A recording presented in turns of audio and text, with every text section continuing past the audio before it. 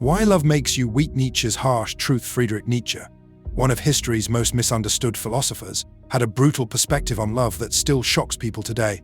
In a world obsessed with romance and happy endings, Nietzsche saw love as a dangerous weakness, a threat to human potential. But was he just being cynical, or was there something deeper to his reasoning? Born in 1844 in Prussia, Nietzsche experienced tragedy early when his father died when he was just 4 years old. This loss shaped his perspective on attachment and vulnerability. By his mid-20s, he became the youngest professor at the University of Basel, but his unconventional ideas quickly alienated him from academic circles. Nietzsche's criticism of love stems from his concept of will to power, the driving force behind human motivation. For him, love was a contradiction to this vital force. In Thus Spoke Zarathustra, he writes, "One must learn to love oneself with a wholesome and healthy love, so that one can bear to be with oneself and need not roam." He believed that romantic love created dependency that threatened individual autonomy. His personal experiences reinforced this philosophy. His proposal to Lou Salem in 1882 was rejected, leaving him devastated. This rejection only confirmed his suspicion that love made people vulnerable to suffering. After this, he never pursued another romantic relationship, instead channeling his energy into his philosophical work. In Beyond Good and Evil, Nietzsche explains that love is often mistaken for selflessness, when it's actually a sophisticated form of self-interest. "Your love of your neighbor is your bad love of yourselves," he wrote, suggesting that we love others primarily to fulfill our own needs and desires. Nietzsche distinguished between different types of love. Romantic love, in his view, was the most dangerous because it created the greatest dependency.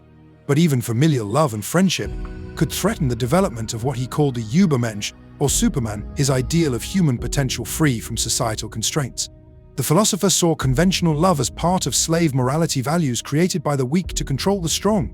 By glorifying compassion and self-sacrifice, society conditions people to deny their natural drive for power and excellence. To truly overcome human limitations, Nietzsche believed we must reject these traditional values. However, Nietzsche wasn't entirely against connection. He advocated for a different kind of love, one based on strength rather than weakness. "What is done out of love always takes place beyond good and evil," he wrote, suggesting that authentic love should transcend moral judgments and societal expectations. His health deteriorated rapidly in his 40s, suffering a mental breakdown in 1889 at age 44. He spent his final 11 years in a state of insanity, cared for by his sister Elizabeth. Ironically, this brilliant mind who warned against dependency ended his life completely dependent on others. Today, Nietzsche's view on love remains controversial. While many dismiss it as the bitter ramblings of a lonely man, others see profound insight in his warnings. In an age of social media and romantic idealization, his critique of love as a potential weakness offers a challenging counterpoint to mainstream thinking. Modern psychology partially validates Nietzsche's concerns.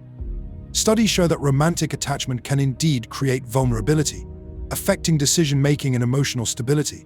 The phenomenon of limerence obsessive infatuation demonstrates how love can override rational thought. But where Nietzsche missed the mark was in failing to recognize love's evolutionary advantages. Human connection has been essential to our survival as a species, providing protection, resource sharing, and emotional support. Perhaps what he identified as weakness is actually a necessary vulnerability that enables our greatest strengths. So was Nietzsche right? Does love make us weak? His perspective challenges us to examine our attachments critically.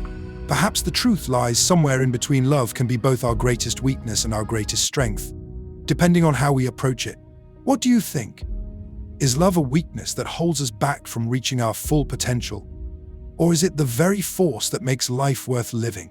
The answer might say more about you than you realize.